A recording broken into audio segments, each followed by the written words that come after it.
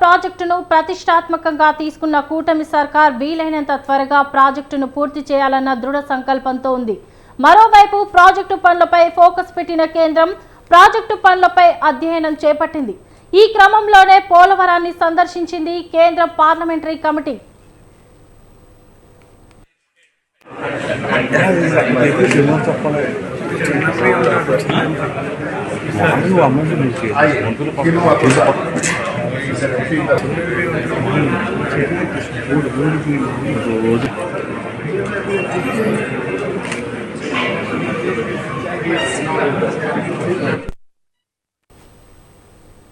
Committee chairman Rajiv Pratap Rudy మంది సభ్యులు పోలవరానికి సందర్శించారు. ఏపీ జలవనరుల శాఖ మంత్రి నిమ్మల రామానాయుడు, ఎమ్మెల్యే బాలరాజు కమిటీకి స్వాగతం పలికారు. అనంతరం ప్రాజెక్టు అధికారులు, ఇంజనీరింగ్ నిపుణులతో నిర్మాణ తీరుపై సమీక్షా సమావేశం నిర్వహించారు. ఈ సందర్భంగా ఇప్పటివరకు జరిగిన ప్రాజెక్టు పనుల తీరును అడిగి తెలుసుకున్నారు కమిటీ సభ్యులు. గడిచిన 5 ఏళ్లలో పని ఎంత మేర జరిగింది, అంతకుముందు జరిగిన పనులను పూర్తిగా వివరించారు మంత్రి నిమ్మల. త్వరలో చేపట్టబోయే పనులు ఏంటి, ఏ అంశాలు పెండింగ్లో ఉన్నాయని అనేది కమిటీ ఆరా తీసింది. ఇప్పటివరకు జరిగిన పనుల తీరుపై అధ్యయనం చేయనుంది రూడీ కమిటీ. ఈ క్రమంలోనే coffer dam, diaphragm wall, spillway ఛానల్స్ను పరిశీలించి కేంద్రానికి నివేదిక సమర్పించనుంది.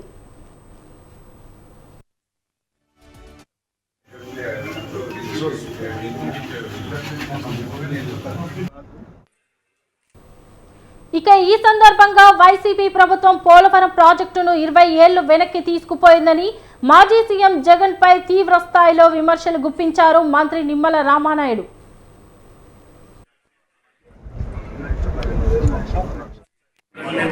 పోలవరం ప్రాజెక్టు ఈ ఆంధ్రప్రదేశ్ రాష్ట్రానికి ఒక వరం, ఒక జీవనాడి.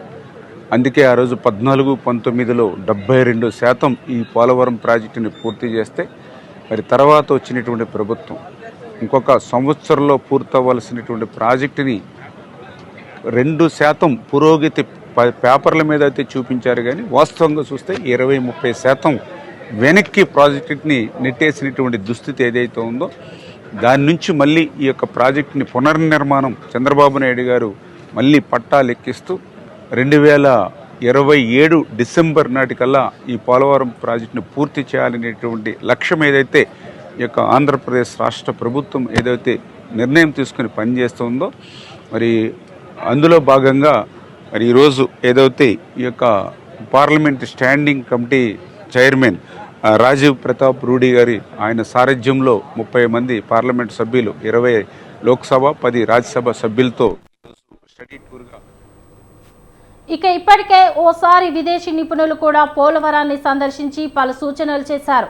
అలాగే ప్రాజెక్టు నిర్మాణంపై ఫోకస్ పెట్టిన సీఎం చంద్రబాబు తానే స్వయంగా పరిశీలించారు. ఆ తర్వాత నిర్మాణ పనులపై షెడ్యూల్ రిలీజ్ చేశారు. సీఎం యాక్షన్ ప్లాన్ ప్రకారం పనులను వేగవంతం చేశారు అధికారులు.